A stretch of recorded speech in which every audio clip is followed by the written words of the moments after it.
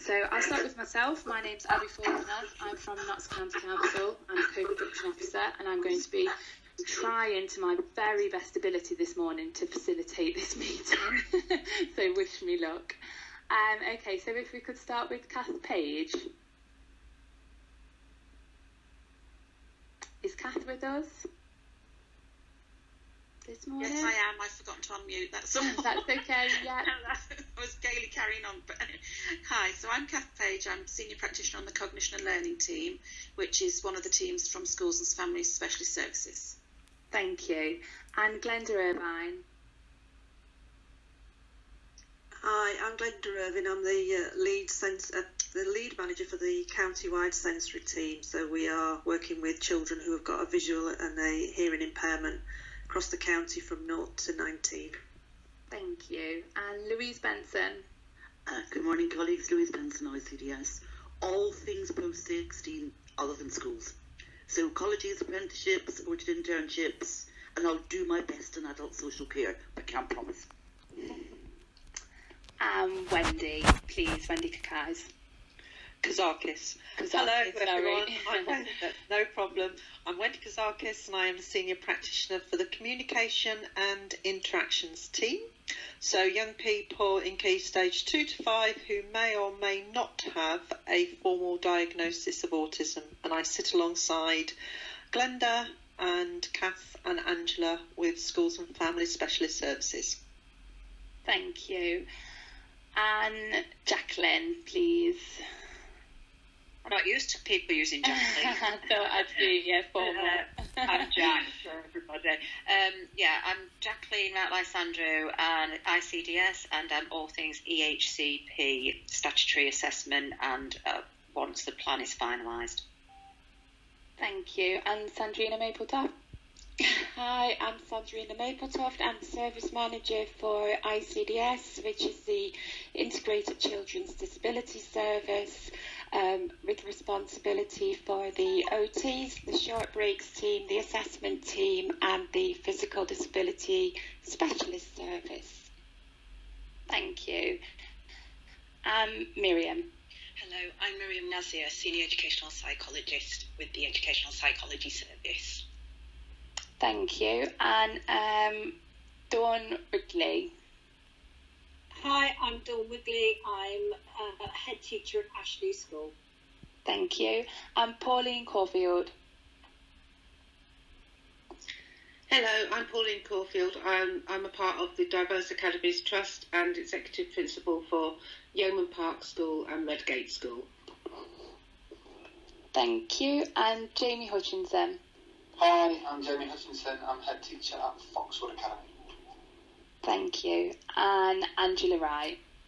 Hi, I'm Angela Wright. I'm the Home and Preschool Lead Manager for Schools and Families Specialist Services, and I predominantly work with children in the early years, both at home, in private settings, and as they go into school. Okay, that's brilliant. Thank you, everyone. Thank you very much, everyone. So I'm hoping you can all see the screen that I have just shared. So I just want to quickly run through this with you. Can everybody see that? Can colleagues, can you just give me a yes that you can see that? I understand that, everyone. Yeah. Brilliant, thank you. So thank you for joining the session this morning. Some information below so we can get started with the session. So if participants could just keep their microphone and video turned off, answer all questions via the chat box. I'm hoping that you can all access that easily, and please start putting your questions in there from any point from now. We have got a list to work through as well, so we will try and get them answered as best as we can and as soon as we can. Please just note, dependent on if we've got people joining at different times of the session, we may have already answered a similar question and we will not repeat this answering question.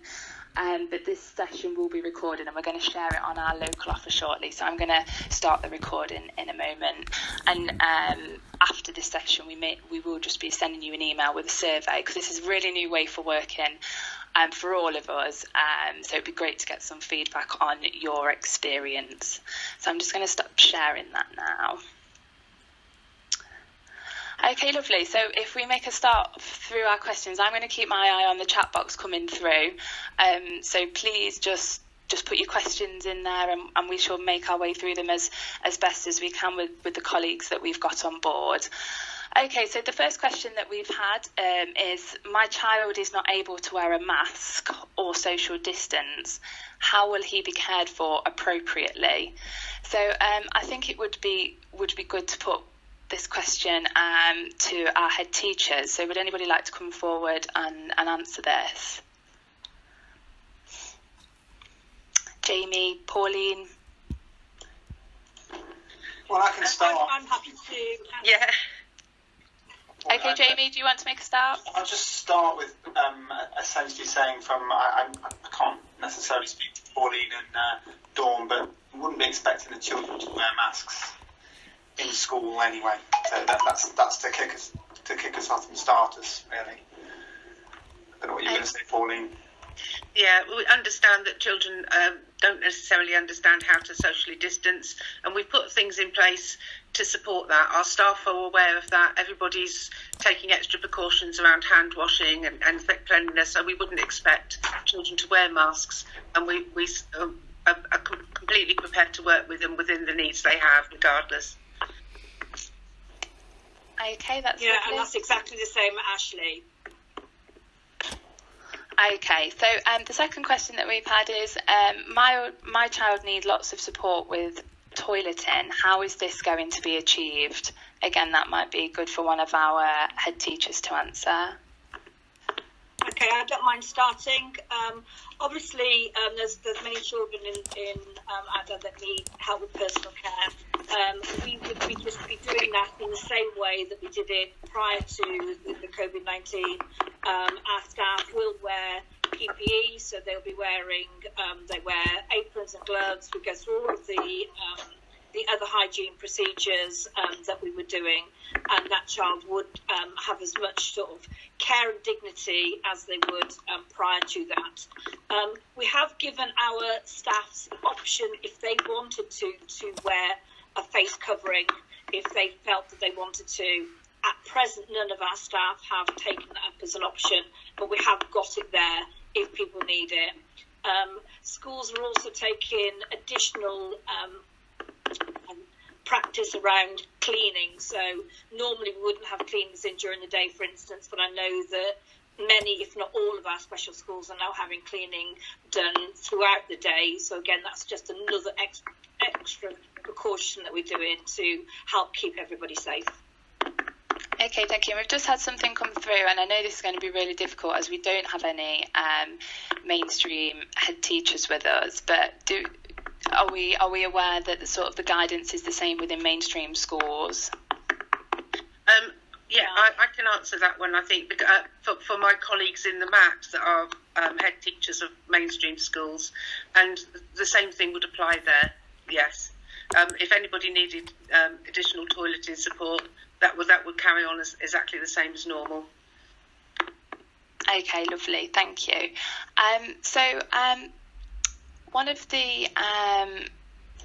One of the questions that has just come in that's just relating, sorry, I'm trying to match the questions that are coming in to sort of what topic we're talking about. One question that has just come in is, can children wear masks if they want to in school? Is that something we can think about doing if a child felt more comfortable doing that? Well, it's quite a tricky one because the original guidance suggested that children shouldn't be wearing masks in school. But obviously, with the recent announcement from the government and the law, the rule that's coming in next week about wearing masks in enclosed spaces, I think we're all watching and waiting on that information, so that it could change. But from a Foxwood point of view at the moment, our children aren't wearing masks in school. But this may change. Okay, and a couple of the other questions that are coming in are in relation to, children, young people being quite tactile, that they like to give hugs and receive hugs, and this can give him a sense of, security and all of those things, licking, door handles, handrails. Are children and young people, are they going to be supported in just their environment as normal, dependent on their behaviours that they have? I'll start this one if you like. Yes, they will. Nothing will change in that respect. What we've brought in really is additional cleaning. And so we have an additional cleaner that comes around and wipes surfaces and anywhere where children have been. We understand the sensory needs of our children, and we wouldn't do anything to jeopardise their progress as a result of that. So that would continue. We would just encourage our staff to adhere to the hygiene measures that we take, and because they're all going to be working in bubbles with the same staff, that will help reduce cross-infection from that point of view. But we wouldn't expect our children to be held back as a result of their sensory needs. Okay, brilliant. So a question for Jack now. Who should be contacted if schools are sending children home because they are unable to socially distance, children particularly with or without an education, health and care plan? Well, in the first instance, just as you've heard for our colleagues in schools, we wouldn't be expecting that, because what we should expect is that there should be conversations and going between schools and families around preparing children and what that might look like, and also that children who can't social distance should be supported through social stories, through communication, through virtual visits, etc. Preparation, as a number of our schools have already done so with some really good work, and that is in the guidance from the government as well. If a child is sent home, we would expect that they actually contact the school in the first instance to work that through. Then if they have a plan, it would be to our team, and if they haven't got an EHC plan, then it would be to the Fair Access team, as we've been doing throughout this period of time.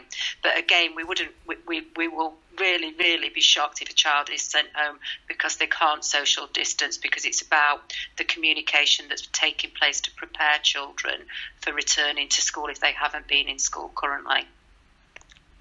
Thank you. I hope that answers that question. So we've got a question now from Chris Walters, and I'm not sure who to put this one forward to, so I may just need a bit of guidance. So I'll just read it out to you. My daughter is going to be using radio aids for the first time in September. While she is a long-term hearing aid user, this is going to take some setting up and close staff interaction. She's entering a critical period of her education, year 10. Will COVID further delay getting the benefit of this technology? Thank you. Yeah, I think you're just quite quiet there. It always helps you put the microphone, thank you, Glenda. Thank you. I've done the rookie mistake, so everybody can just rest easy now. As far as the FM, the radio aids, the advice that we've given school is just to still use those. They're fairly robust in terms of being able to wipe down with alcohol wipes. So it's just make sure that the radio aids are very improved on what they were. So basically, she could use them just all day, and the only thing that would need some consideration would be the microphone that's being passed around the different adults. So it's just wiping down the microphone and obviously the transmitter when it's being passed from one person to another. The actual things that would stay on the pupils' ears, once they've been put on in the morning, they will just stay on all day and then removed at the end of the day. So that sort of limits the amount of contact that they'd need to have with other members of staff. And as I say, it would just be the transmitter that is moving around from staff to staff personnel that just needs wiping down. It can't get wet, but it can just be wiped down. That's lovely, thank you. I hope that answers your question, Chris. So what, another question come in here. So what extra provision are schools being given to help children returning due to extreme risk-taking behaviours or talking of self-harm? Is there We're all on mute. Thank you, Miriam. We're all muted. Abby, can you hear me? Okay. I can hear you. Sorry, I think somebody just needs to mute their microphone in the background. I'm sorry. No, just they are the people hosting this. People hosting the meeting. I'm just going to go through and try and. Okay, Miriam, would you like to answer? Sorry. Yeah, I think I got the gist of the question then. Was it specific to support for children and young people that have been self-harming? Was that the question?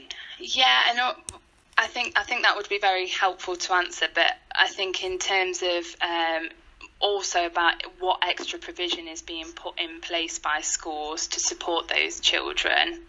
Yeah, I mean, it ties in with the question that I think you'll be asking me in a while, specific to thinking about the individual needs of that young person. I'd hope that the school would have an awareness around the support that they had in place before the pandemic, and what is it that they did with regards to provision before this situation, to then thinking about what's needed now. So I would want to be helping the school and supporting the school in thinking about the individual needs of that young person and what was going on for them with regards to this situation, and what experiences have they had.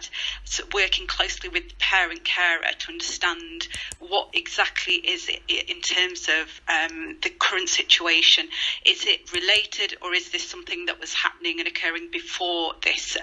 And if there is anything provision-wise that they were doing beforehand that we can continue, or is it that we need to seek additional help and support around those individual needs? But I think it's being guided by the individual with regards to the specific presenting needs that they have got in this current circumstance, and being informed by what people know right now about the situation that they are experiencing.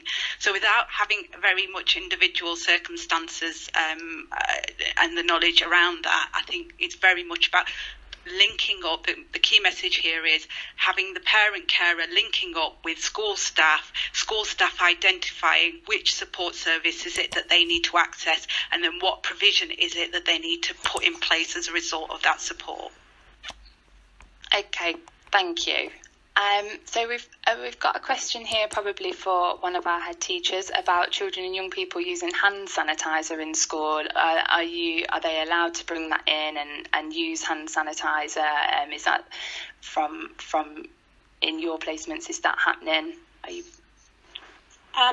It's Dawn here from Ashley. I mean, there's hand sanitizers everywhere, and again, it'll be the same in all the risk assessments. They're outside of the buildings. The children are encouraged as they come in to wash their hands, and obviously at very key times throughout the day, obviously before food, to go to the toilet, obviously going in and out of playtimes and things like that. Some of our children have obviously children are using hand sanitizers as well, but I also know that some of our children, this has been quite harsh on their skin. And I know that parents have sent in perhaps more sensitive hand sanitizer, and again, that's absolutely fine. So the class team around that child will use the hand sanitizer that the parents have sent in. Because obviously, I think we all have noticed, haven't we, we're washing our hands and we're using sanitizers, and it is sort of maybe causing our hands to be a bit rough. So all of those things are fine, and we're certainly encouraging our children to do that. Thank you. So we're just going to go on to one of our pre-planned questions, and this is for Louise Benson. So my child used to spend a lot of time out in the community learning life skills. Is this still going to be possible? I guess you're using the word child, and I'm kind of suspecting this may be a young person, a young adult. Community-based provision should be able to continue. I mean, it would be subject to risk assessment, as would everything else, but the general direction of travel of the communities being reopened and young people being able to access those, I think we should be following the principle that, subject to risk assessment, that should continue to be part of a programme of study when it is deemed appropriate to be so. Thank you, Louise. So a question that's coming from Geraldine, and it's in relation to a mainstream school again. So my child is in a mainstream school but has additional needs, so is in a special needs group. Although she has been in school, she has not been doing the same lessons as usual. Is there anything in place to bring her back up to speed with what she has lost? I can't speak for that particular school, but we do know that there is going to be some catch-up funding coming from the government to support all schools trying to get the children back to where they have been. But the priority, I think, is going to be for all schools really to be dealing in the first instance with mental health and emotional issues. So trying to get the children back into school routines, feeling confident and safe again. That will certainly be our first priority. And the schools will make their own decisions about how that catch-up will happen. But I would imagine that most schools will have a plan based around the different children's individual needs on how to get them to catch up and what will be the most appropriate plan for them. Thank you for that. Is there anybody that would like to add anything to that? Okay, thank you. So another question here from Alison. So is there capacity in schools to provide all the additional support for catch-up? So it's leading on to what was being discussed before in terms of new anxieties and mental health needs, as well as any challenging behaviour that may present during that return to school. So Miriam, I think this is in relation to what you were discussing before. Yeah. But is there anything that anybody would like to add to that? Again, I think all schools are going to be do individual things here, but certainly there's been a lot of support from the Educational Psychology Service in terms of offering training to all staff. There has been lots of talk about what that return to work and that recovery to learning is looking like. And I know that schools are putting in lots and lots of things now. Within our own school, again, we're looking at the individual classes, the individual needs of those children. We have sent out surveys and questionnaires to our parents to try and anticipate what that is going to look like and what issues the child may have when they return to school. Many schools have got workers called ELSA workers, so emotional support assistants within school. And again, I know that they are going to be really, really widely used to support that. So not only what is happening in the classroom, but these ELSA workers will be able to prepare resources, source appropriate materials, and in our case, we've been able to source some really, really lovely reading materials for our children. And we're actually taking our ELSA worker out of the classroom for the first term, so she can be on standby really to support our children and our staff to help with that emotional recovery when the children come back. But it will be very much on an individual basis. Some of our children will skip through the door, and that might just be all they need. And there's others I know that will be very, very concerned and will need lots of support to get ready to enjoy school and enjoy that community and enjoy learning again. I think, Abby, just to add to that, exactly what Alex has just said, with regards to the training and the Educational Psychology Service response alongside our colleagues, support for schools, colleagues around returning to schools, we've produced some guidance, and it's a graduated response to supporting emotional health and well-being and SEND support in the aftermath of a pandemic. And that is a really useful resource that is going to be helping staff, helping parents, carers, helping those that are working currently in helping children return to school and supporting very much with what Alex said at different levels. So the universal response to what do we need to do for all our children so that they feel safe, and then breaking that down to very much the targeted response. What do we need to do specifically for some individuals, and how do we adapt that response to meet the needs of those individuals, and then breaking that down even further to an individual response. So a 3-tier level, thinking about a graduated response with a universal needs needs of children and young people, thinking about targeted support, and then thinking about individual support, and responding with very much those provisions that have been identified, whether it's an emotional literacy support programme, or whether that's actually in terms of the school as a whole school, or whether that's at an individual level, having those discussions with support services.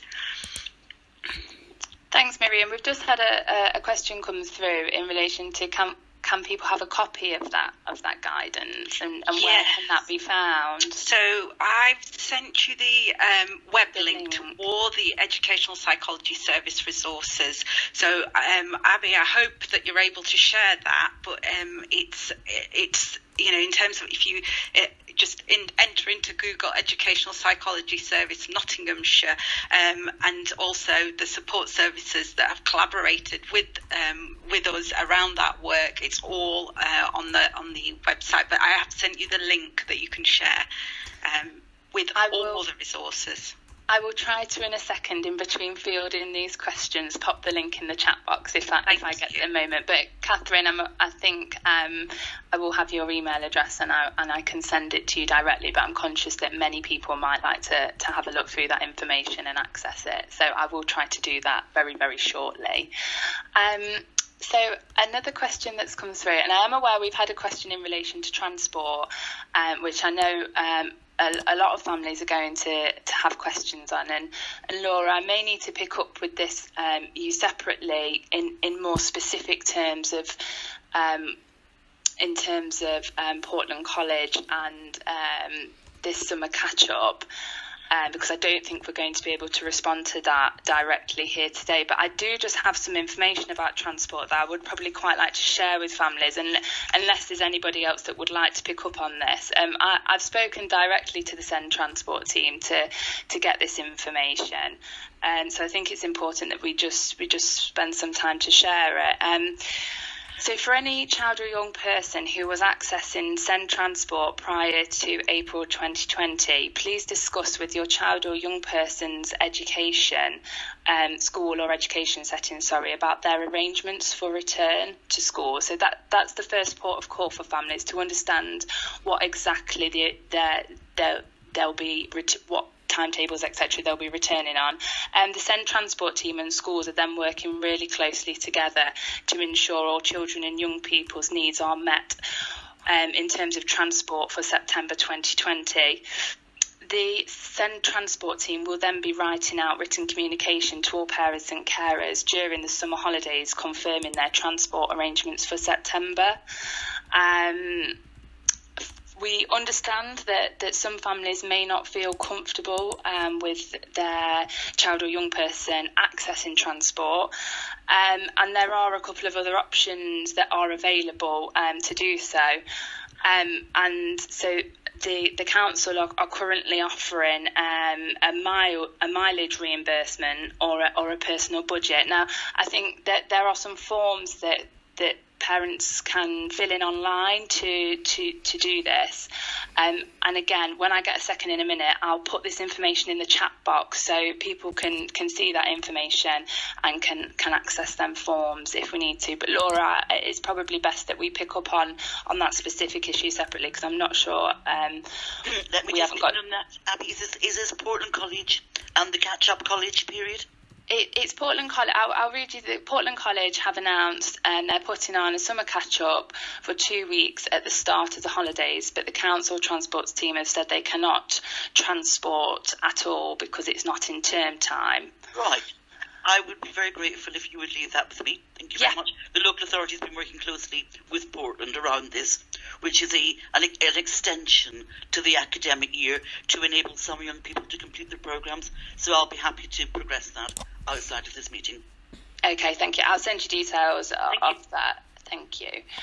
Okay, so we're just going to move on. So will we risk fines if we as parents are not comfortable with accepting the risk of associated with our own child returning to school?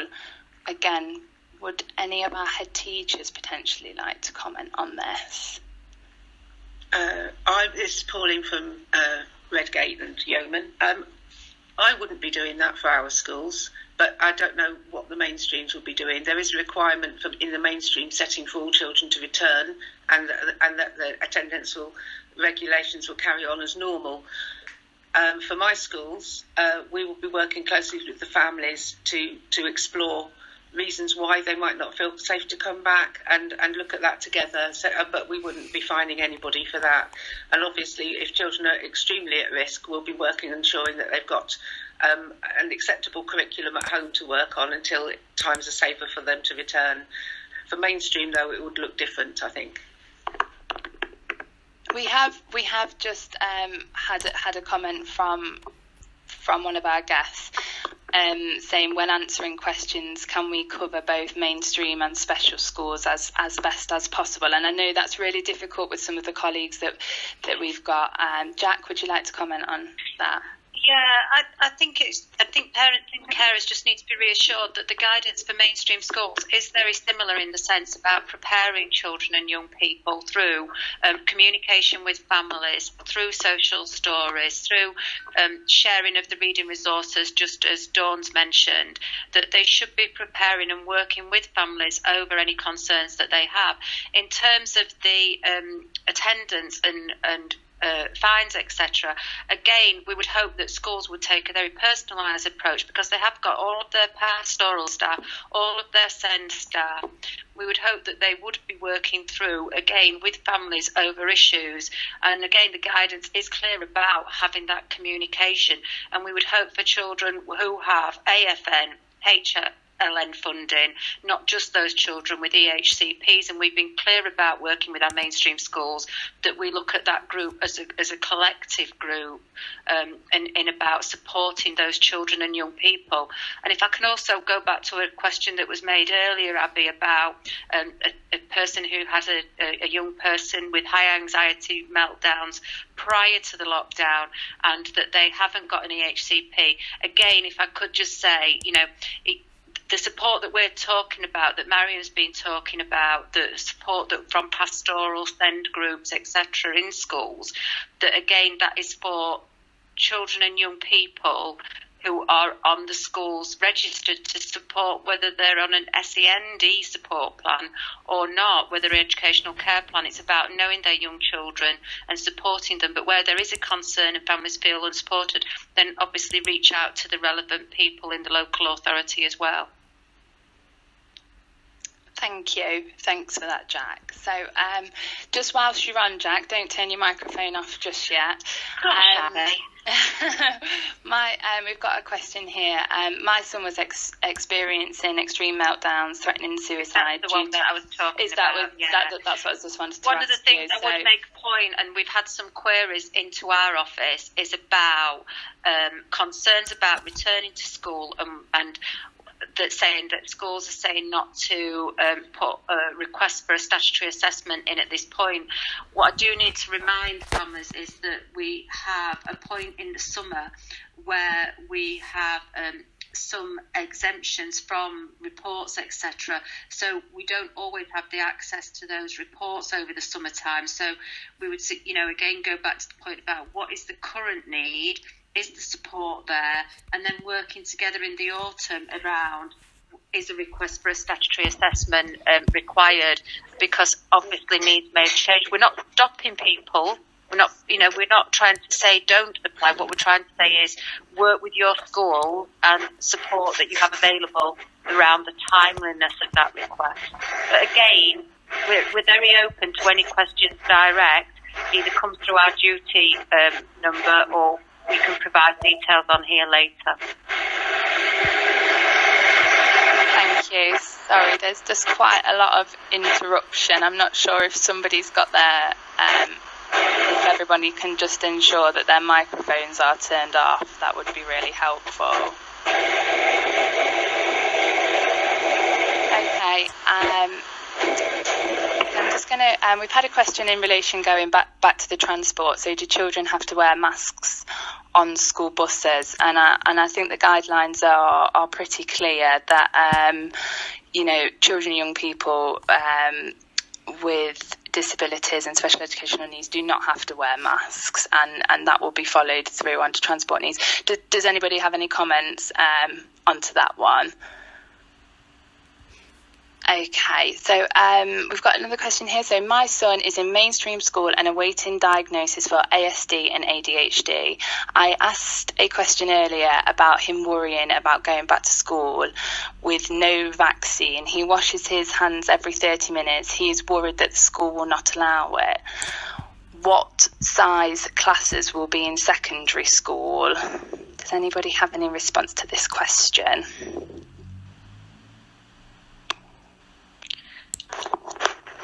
Hi, it's Wendy here. Hi. Hi. I can't give a response into what size bubble or class the young person's going to go back into, but with our young people that may or may not have a formal diagnosis of autism, it is really important that you understand where that anxiety is coming from, because his hand washing is a sign that he's highly anxious, and that may be because he's worried about catching the virus. So it would be interesting to know whether or not that young person has those anxieties about, is it virus related or is it about the whole school environment? Because I noticed there's another question on there about anxious young people that were already school refusers. So what we have been doing in our team is looking at what do parents and schools need to do to prepare our highly anxious young autistic pupils coming back into school, who may have already been highly anxious around the school environment before the pandemic. What we're saying to schools is that they need to reconnect with parents and understand the needs of the young person. So we've sent out resources to schools about going back to those 4 areas of difference for our autistic community and reconnecting with those parents, finding out what some of those anxieties may be about, and thinking about how they are going to rebuild a relationship with their key member of staff and put together a phased reintegration. So don't run before you can walk. Go at the young person's pace.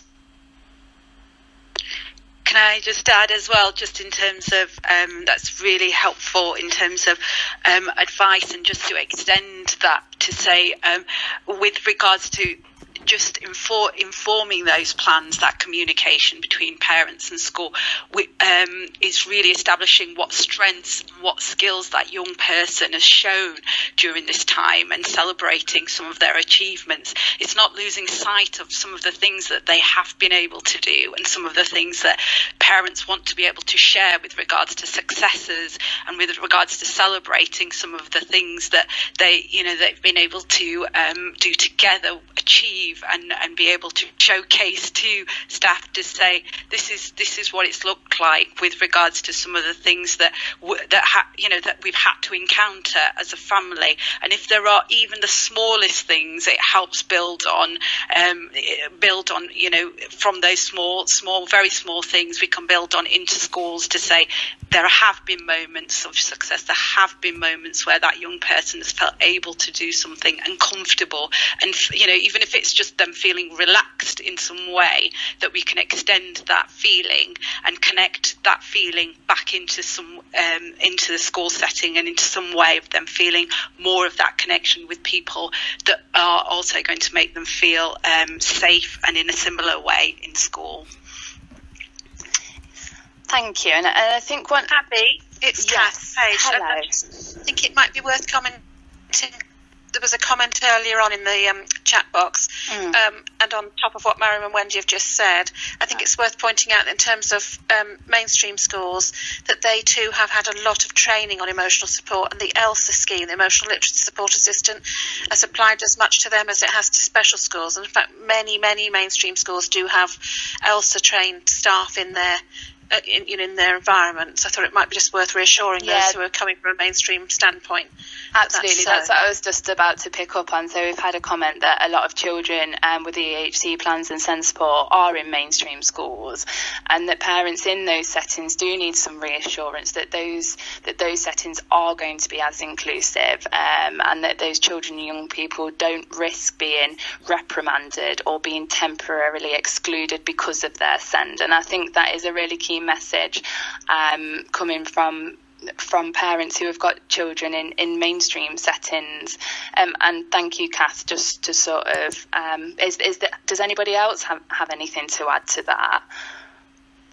No, it's just basically reiterating what Kath and Wendy have just said, specific to the work that emotional literacy support assistants have been trained to do is actually spot and identify and work with vulnerable pupils in there and responding to their needs according to what plan they need to implement. So, for example, an emotional literacy support assistant would be working around some of the strong feelings that pupils have had, and managing those and helping staff as well. So I think it's reminding ourselves that support services are really well placed to work with the emotional literacy support assistants doing the work in schools, and also help adults, parents, carers, school staff, all of the people that are working under these circumstances at the moment and supporting under the circumstances, so that we all feel that we're able to do what's needing, and remembering our own well-being as well as supporting our students,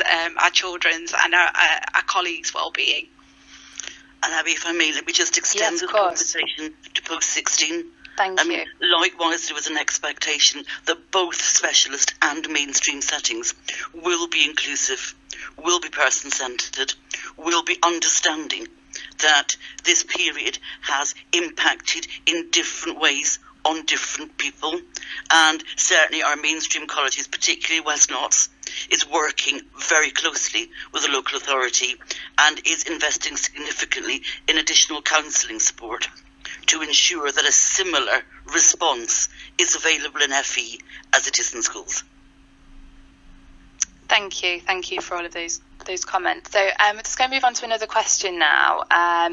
So we've had a few issues where parents want to take their children into school rather than drop them at the school gate, causing child and parent anxiety. Will parents be allowed to enter school premises?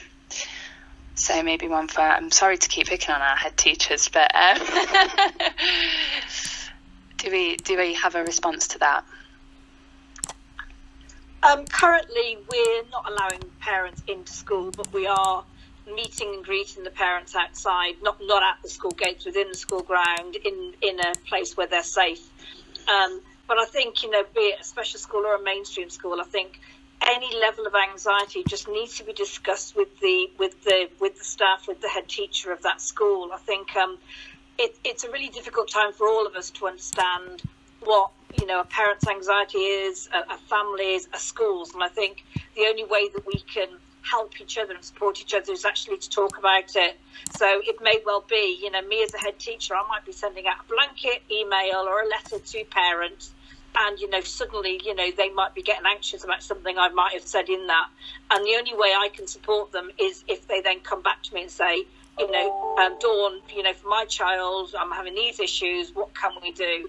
And so I think it's communication more than anything is the most important thing that we can do at the moment. So I think if an individual parent has concerns, I think it's about understanding why a new rule's been put in place, why things may be different, but then also then talking about how we can then help. So it may well be that if that child is really anxious because it's really busy, then actually just come at a slightly less busy time.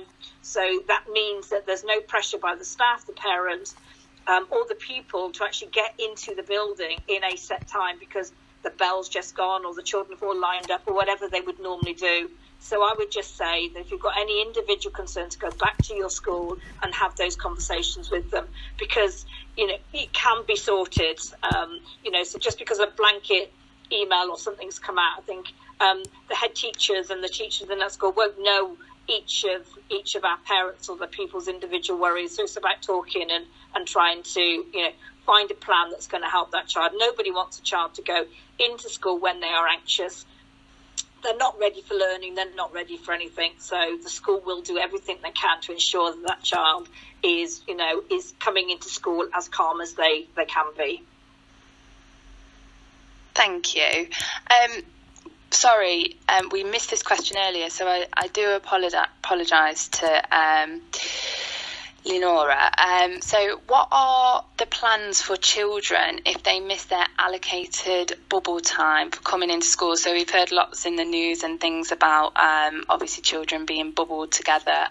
In terms of returning in September, are those plans still in place? And what does happen if they miss their allocated bubble time?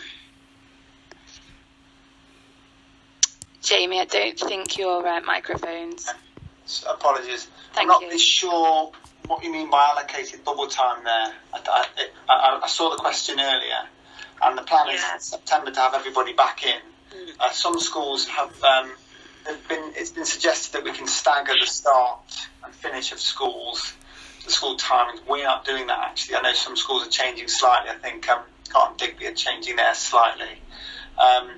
But again, it's similar to what Dawn's just said.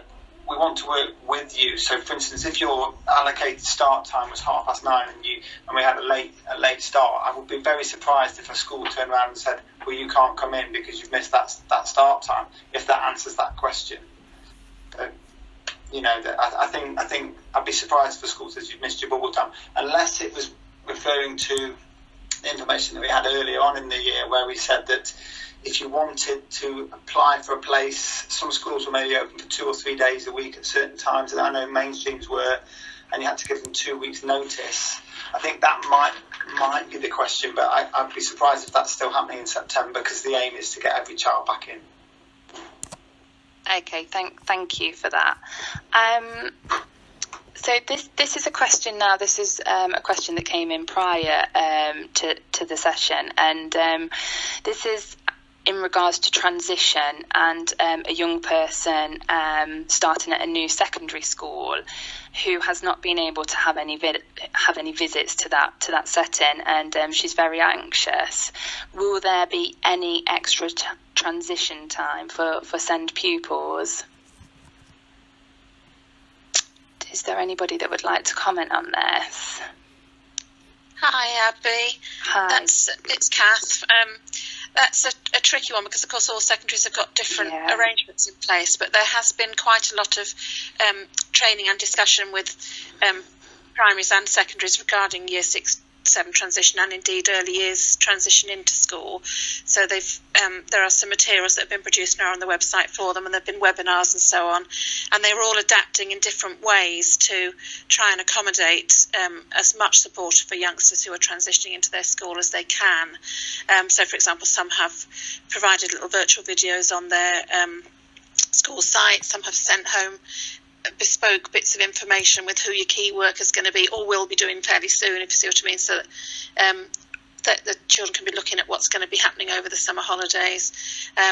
Normal sorts of passport things from the primary things have been prepared and sent, and the young person talking to the secondary about what's important to them, for example.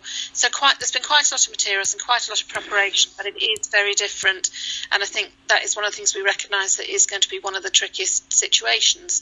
But some proactive and positive stuff's being done by most of our primaries and their linked secondaries. Okay, thank you. And just linking on to that, prior, I had a question from a lady who was unable to make the session but wanted me to put a question forward, and that was in relation to sort of settling her young person back into school and the potential need for a phased timetable, a phased return to get that young person settled back into school.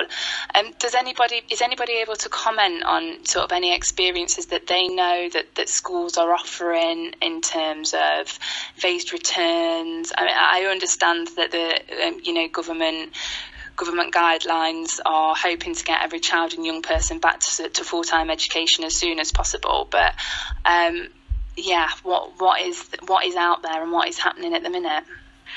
there's some really good examples of how schools are staying connected through virtual forums and linking up with children and having children link up with their friends. I mean, it's building on those examples, perhaps through a virtual tour or through some form of a story or another visual that you could provide perhaps as a way of getting that young person connected during this time, just to make sure that actually they're experiencing that feeling of wanting to be in that space that's school. So it's about making sure that what we're doing is whatever that phased return looks like, rather than thinking about it as a phased gradual return, that we're actually doing something around it before now over the summer holidays. So when it comes to September, actually there's been plenty of opportunity to build on some of the things that would support that transition, and like Kath mentioned, what already is available, and making sure that we're building on those resources. So it's just thinking about reconnecting and making sure the connections are there and established. Would anybody else have anything to add to that? Hi. I mean, again, it's very much from an Ashley perspective or a special school perspective, but again, it's all very individual. So some of our pupils will come back full time from the beginning with that preparation, as already described. So we've done social stories, which got pictures of their new class, their rooms they'll be using, things that may be different as well, places that we might not be going to, like shared areas like the hall, for instance. The class teams will be doing a video, which will also go out before the holidays. So again, the child can then play that video, so they can know exactly which children are in their class and which staff are going to be there to support them.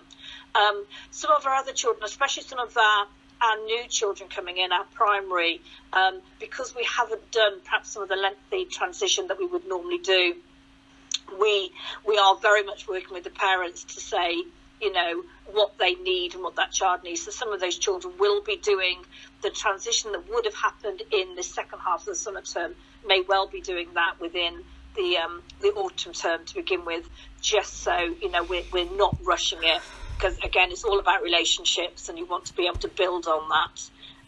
But again, other schools have done different things. We are actually doing some transition evenings. So some of our new children are coming in the evening when there's nobody else about. I know that another school are doing it the first couple of days of the summer holiday, again, after the school's been cleaned and there's no other children in. So again, I think, it can be quite individual. It can be done. And I suppose the other thing out there is that I suppose some of the things that has really worked during this time is how schools are working together. So I think if there are any mainstream schools out there that perhaps are struggling to think of ways of doing this, then I would recommend getting in touch with their local special school, because they might have an idea, of how perhaps to support them, or something that we've tried that's worked. And I know there's been lots of, partnership work done over this period between lots of different schools. And again, I think it's probably worth that phone call or that email, and just saying, we've got this child back. We think their needs are here. Have you got any ideas? And I'm sure schools will support them. Brilliant, thank you. Jack, have you got your hand up, or is that a previous hand up? No, I've just put the hand up. What I was going to say was that, we're in regular contact with Senkos in schools, and what we are hearing is exactly the same sort of thing as Dawn's saying about knowing their children. They're already thinking through who will be anxious, reaching out to those families, and then thinking about what activities to have during those early weeks. And I've been really very happy with the conversations we've been hearing. It is very individual centred, and again, it's about that communication and actually, if you have a question, contacting that Senko, contacting that pastoral lead, contacting that school, because without talking, they don't know that you have a concern. They are working on lots of information they've got, but they're very welcome to that contact via email or telephone. Thank you. So just going back to the situation about attendance and fines, and that's sort of been bandied around. Again, I think just to clarify, because we touched upon it about special schools, does anyone have any comments in terms of how that will look for mainstream settings with potential school refusers?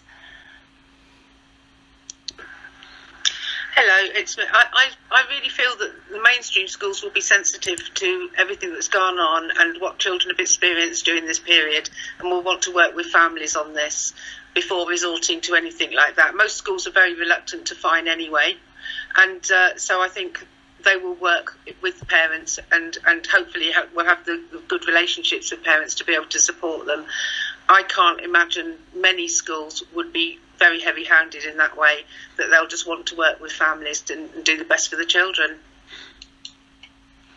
Thank you, Pauline.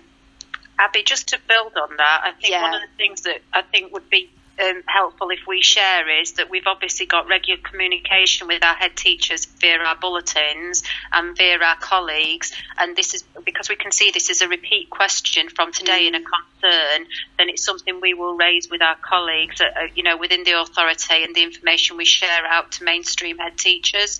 And then obviously if we can gather some information, we'll share it via yourself and the local and our usual communications. Yeah, that would be really helpful, Jack. Yeah. And it was the same over things like there's a question about face masks and will they be allowed back to school. These are, again, some questions that we can send out to our colleagues, but the guidance is clear that resources should be brought back into the setting, and it does talk about preparing them. But again, it's one of those questions that if you contact the school, they can answer directly. But we would presume, because they're talking about resources and books, then we would expect bags for those resources as well. But again, schools should be sharing that information. But what I think is really clear is we've got some questions here directly that we can take to our colleagues to then pass on to head teachers in mainstream settings. That's brilliant. Thank you, Jack. Jamie, have you got something you'd like to add? Yeah, it's more of a word of warning, really. I think as parents for children in mainstream, and for instance, if this is going on the web later, that where Pauline and myself and Dawn might say that we might be unlikely to fine parents for non-attendance in September, there is guidance out there that is suggesting that it may happen. So I would recommend that actually, if your children are going to a mainstream school, you wouldn't really be able to say, well, we were told in July that it's not going to happen. I think the best thing to do would be to make sure that you're very open and clear with the mainstream school now that your child is anxious and may start to refuse. That way, then you've got some. I don't think case is the right word, but at least everyone's clear about why. Because the last thing you want is to get a fine in the autumn term and think that you weren't expecting it. So, as we've said before, just keep in contact with the school and let them know. And if you do sort of receive a short shrift answer from your local mainstream academy or school, I recommend getting in touch with the ICDS just for some guidance, really. Yeah, and someone's just put here, if we're seeing parents getting threatened with fines, is there someone that can support them from SEND teams? And would ICDS be where they would come, Jack, potentially, or where would they potentially get that support from? I think, again, it's about that, if they haven't got an EHC plan, it's about fair access. But again, let us go back to our colleagues and then let us share the information. And again, just as Jamie said, it's about alerting schools now to how children and young people with anxiety are feeling and talking through some of that. But we will take this back. We've got a meeting tomorrow with a number of colleagues who will link to those mainstream head teachers, and we will share this information about queries, and we'll look to have some information out as soon as we can via the usual communication links. And just a reminder, of course, that everybody in this room knows, and I think Kat and Andy are in the room, that ASCOS, the Independent Advice and Support Service for Nottinghamshire and Nottingham City parents, is always available. So I have just got a couple of things that I do want to get through, because there is a question that I haven't answered from before, and I am going to come to that, Pam and Adrian. I do promise I will come to your question in a minute, but I'm just trying to keep the link on where we are at in the conversation at the minute. I mean, one of the concerns that keeps coming forward is a lot of the things that have been mentioned. How is this all going to be done before September? Many schools are just about to break up, and most children haven't been in school and have had limited contact with them. So are there regular communications in place, colleagues, in terms of communicating with head teachers and schools about their children, young people, and are colleagues going to be available in the summer holidays in schools to be checking in with parents and carers?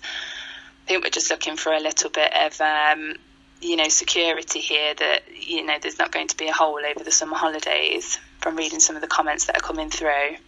Abby, I think it's not just about the summer holidays, it's about how the implications that these things have just started, but actually they haven't. A lot of the things we've just been talking about have been being prepared for, and materials developed and training delivered, and discussions regularly with head teachers and Senkos and family Senkos and so on for the duration of the lockdown, really preparing for not just whilst the children were off, but for return. So it's not something that's just happening now to be ready for September. It's something that's been going on for some time, if that helps. Yeah. That's good.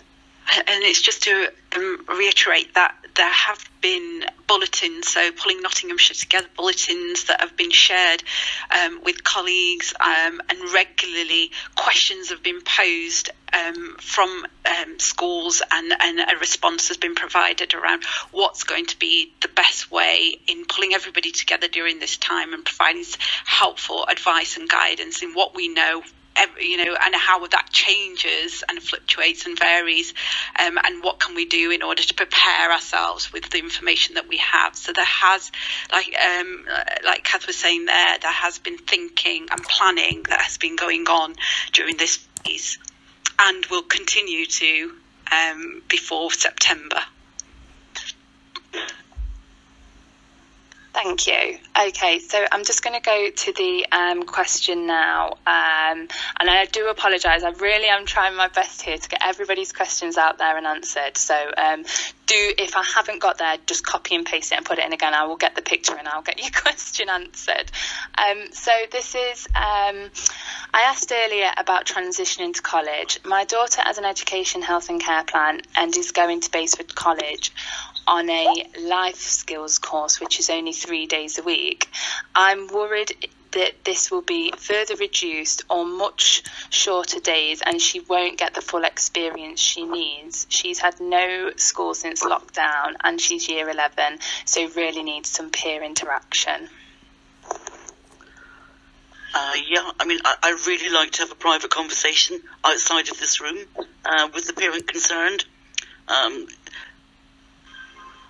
The generality is that the post-16 offer is 3 days a week, and mainstream colleges and specialist colleges are both configuring how their offer will look, whether it will be 3 days taught in college or a combination of online and in situ. But I think it would be helpful for me to know more about the background and to have a private conversation. Okay, thank you, Louise. So if you drop me an email after the session, I will get that. I will have that family's email address, so maybe you can contact them and speak to them directly. I will do so. Okay, I'm also very aware that in the chat there's been this was a while ago about face masks and children travelling, especially on a mainstream school. And I am very conscious that we don't have transport colleagues available and with us. And I know I've covered some information on transport and what is being offered currently. And there is also in the chat quite a lot of talk about producing an FAQ after this session as some really clear, and potentially that might be useful, Jack, looking towards your bulletins and stuff, just to highlight these are some of the key concerns and questions that families are having. So that will definitely be on my to-do list, and I I will go back to transport and ask about some of those questions regarding face masks, particularly if children are travelling on mainstream buses, etc., to get to school, and will struggle with that. So I will pick that up at later down the line. So going back to one of our questions here, and this is in regard to education, health and care plans. So I'm worried that when my child returns to school, there won't be the support in place that he usually receives. What measures are the local authority putting in place, not schools, to ensure provision on EHCPs is made in all cases? So Jack, would you like to potentially touch upon that for us? Yeah, I think what you can hear from our head teachers in special schools is the commitment to ensuring that provision is in place to match the needs of the child that is in, that is right for them at this current time, and in terms of the EHCP. In mainstream, as we've already said, we're in contact with our leadership teams via our bulletins, via our meetings, and through colleagues, but also via the services that are represented today. What I couldn't gain from the question, and again, if it's an individual concern, they can contact me directly via yourself, Abby, or share an email.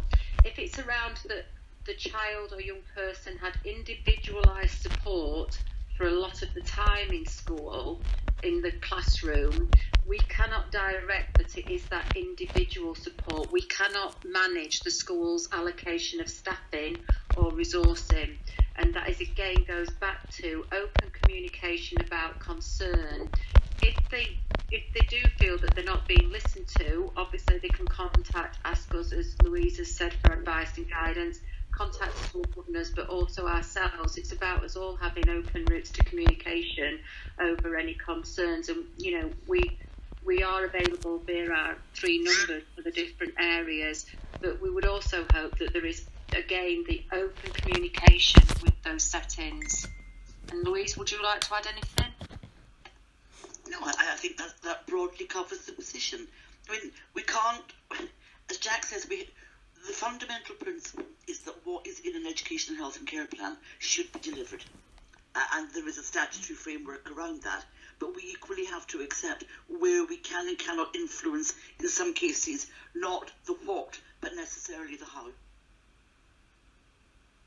Thank you. Does anybody else have anything to add? I noticed, Dawn, your face pops up when I think you turn your microphone off, which gives me the signal that you've got something to say. Yeah, I think one of the things that our parents and Ashley have been concerned with is not necessarily what's been provided within school or school staff, is around health provision. Obviously, it is a joint plan. It isn't just an education plan. I did think that Michelle Sherlock was on this call, Abby. Is there anyone from health here? There isn't. No, there isn't. Michelle, if there is a specific... You've got some notes, Abby, but I've also got some notes off Michelle here as well. So, between us, we should be able to answer it. Yeah.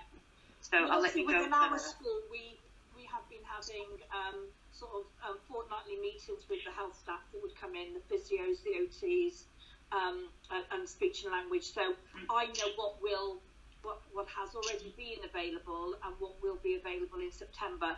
And obviously, it is not the same as what was available before.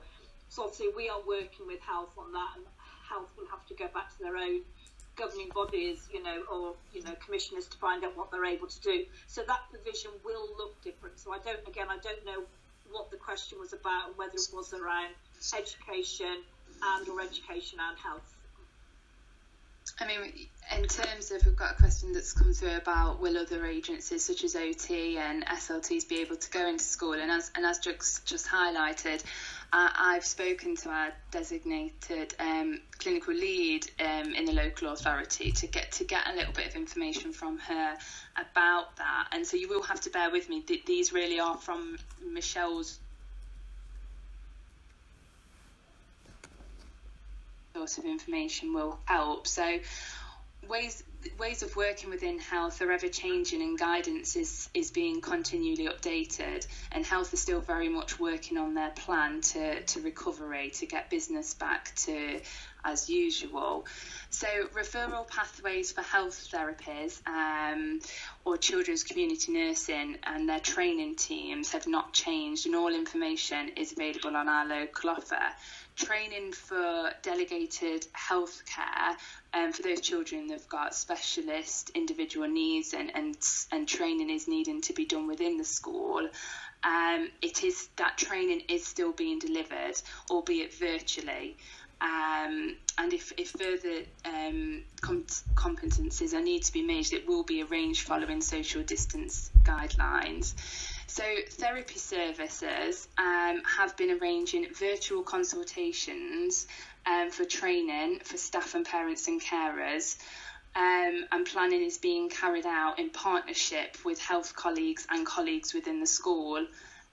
Guidance for healthcare professionals and schools is this, and this is the tricky bit about therapists going into school, is because the guidance is obviously at the minute differs between NHS and the Department for Education, and this is in regards to PPE, so including face masks. So health professionals will be required to wear PPE in a school setting, dependent if that's appropriate for that child or young person, and will be required to wear precautionary equipment as they deliver care at that setting. In terms of physiotherapists and OT, they are reviewing at the minute and contacting schools directly to discuss requirements and priorities to meet the need of that children, young person within that school. So those conversations between schools, physiotherapists and occupational therapists, that they're in contact with them at the minute. In terms of the SLT service, and they continue to offer communication for support for parents using phone or video consultations. All parents are provided with a written communication plan so that they can share with schools, and telephone advice to schools is available if requested. But all the sessions that they are offering at the moment are virtual in terms of speech and language therapy. So, Jack, do you have anything to add to that? Not really, other than the fact that Michelle's also said about, obviously we've got our frequently asked questions that we'll continue to do as well as time progresses if we've not got any further details, and also if we do require a multi-agency meeting between colleagues, then she will facilitate that for us. So I think again it's about us still raising the questions, that we have got very good open communication with that link, and that obviously we will continue to talk about what questions are being raised and any concerns. But as you say, the difference between some of the guidance between health and education, which comes for us as well, and to our colleagues in school around health, and sometimes they're not talking clearly and at the same level. And we can't help that, I'm afraid.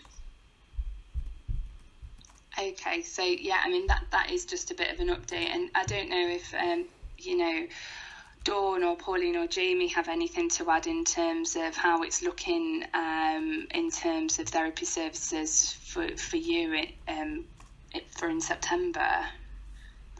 For us, I would just. Sorry, Pauline, you go. For us, our physios are back, and there's some things they're not doing, like rebound therapies and hydrotherapy, but they are there and they are going into the classes and seeing the children. Our occupational therapist, who is someone we provide anyway, she's started back as well, and she's working within the bubbles for a set amount of time, and then she will move on a different day to a different bubble. So those services are continuing. We also have our own communication specialist within our schools who are in regular contact with speech and language and run their programmes for them, and will be running those programmes for them. So that will continue as well. We're not quite sure when speech and language will be back in school, because obviously it's a very up close and personal kind of therapy. So they will be specifically very guarded around that. But we will be working with them and are in regular communication with them. So that's what we're up to at the moment. Yeah, I think I just reinforced what Pauline said and what Michelle was saying. We have been offered, and there's lots of training through speech and language in particular that our staff will be doing, and obviously we will just be talking to speech and language about that. We've had been offered all of the virtual training around any children with any medical conditions, so that is still going on, so there won't be any children that will be entering our schools where staff haven't had that training, because that health training team have been providing that training over the last 3 or 4 weeks. Again, I think physios and occupational therapists will be in school very soon. Again, one of our own, we commission our own OT. She's back in working with SET children. I don't believe speech and language will be in school in the near future, but they are going to be in regular contact with us and obviously giving us support and the parents support, when that is needed. Thank you. Jamie? Yeah, just to say that the guidance as well from the DFE basically says that outside providers of therapy, etc., music teachers, supply teachers can come in from September. So they will have their own guidelines, washing hands, PPE, etc., but it's green and good to go in terms of people coming into the school from our point of view. Thank you. And we have just got another couple of questions in relation to sort of health now, and I am conscious that Michelle unfortunately couldn't join us this morning, and I am very happy to take some of these questions away and speak to Michelle and get back to parents about this. But is there anybody that would be able to comment? So we've got I've been told that visual impairment teachers are not present supporting children or schools directly. Is this going to resume in September? Is Braille teaching support going to restart? Do we have any knowledge? And then we've also got another question in terms of has the DCL talked about teams like Diabetes doing staff training? And I think, Anita, just to cover that, some of the guidance that we have had from Michelle from a health perspective is that specific training will still be going ahead if that child needs that training, but the reality of that is if it can be done virtually, it will be. So that communication there with the health training team, and that is what they're saying. But going back to the visual impairment stuff, does anybody have any comment on that? So we've lost Glenda, I'm afraid, who would have been the one to answer. But others chip in if I get this wrong. They're currently risk assessing the impact of us returning to schools. Anything we would do would be in line with that school's policy at the time, and of course bubble arrangements and so on. But it is likely that we would do things virtually where we can, and then after that, where a visit was needed in September, we're likely to resume those with some arrangements for hygiene and some conditions around how many we might do a day and so on going forward. So I guess the broad answer is yes, but slowly and safely where necessary, if that's... Okay, thank you. So we've got just 10 minutes of the session left. So I've just got, now's the opportunity just to input any more questions into the, Glenda's just, she is still about. So she has just responded in the chat box. So she has just said, the VI teachers have been doing virtual Braille and touch typing with parents and children and young people who have said they would like to continue under the circumstances. Not all parents have chosen to do so. They have been doing the training with Senkos and school staff that will be necessary for pupils transitioning to Year 7. So hopefully that offers just a little bit more guidance there. So we've got 10 more minutes in the session. So if anybody has got any more questions, and if I've missed anything, I am really sorry. So now's the opportunity to pop your question in there and get that answered. I think there was one on Titan travel training. There was. That's right. Yeah, and I will pick that one up and get back to the collective on that. There is no reason why travel training should not be resumed. It is an essential part of the journey for preparation for adulthood for many of our young people. So I will come back to the group on that one. Okay, brilliant. Thank you. Hi, Louise. We schools have already had an email from Titan about September. Oh, good.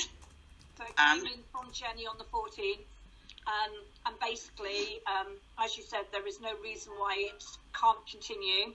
I think they're going to be talking with individual schools about what that would look like, but they are. I think they're saying that sort of one-to-one training may not be able to continue, but going out in a group, especially walking around local communities and things like that, will happen. So I think certainly our school have had that letter, so I'm sure we won't be the only ones. So it's just echoing Kath's point. It will come back, but safely and steadily. Brilliant, thank you.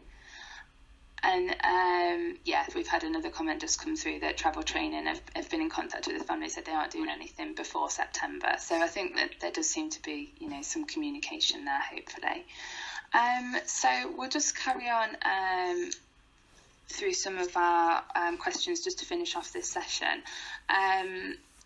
So I'm unable to get my child into school, although I requested it. Will children with SEND return to school full time from the beginning, or are children going to lose out again? So I think this, we've touched upon this, but this is just going back to some of the anxieties that parents are feeling and highlighting that is there going to be potential discrimination with children with SEND, particularly in mainstream settings. So does anybody want to comment on that? I mean, all those schools in our trust, all the children are going to be going back. There will be no exceptions, and I think that is the recommendation from the government anyway, that all children are expected back into schools. There's no reason why any child should be discriminated against at all.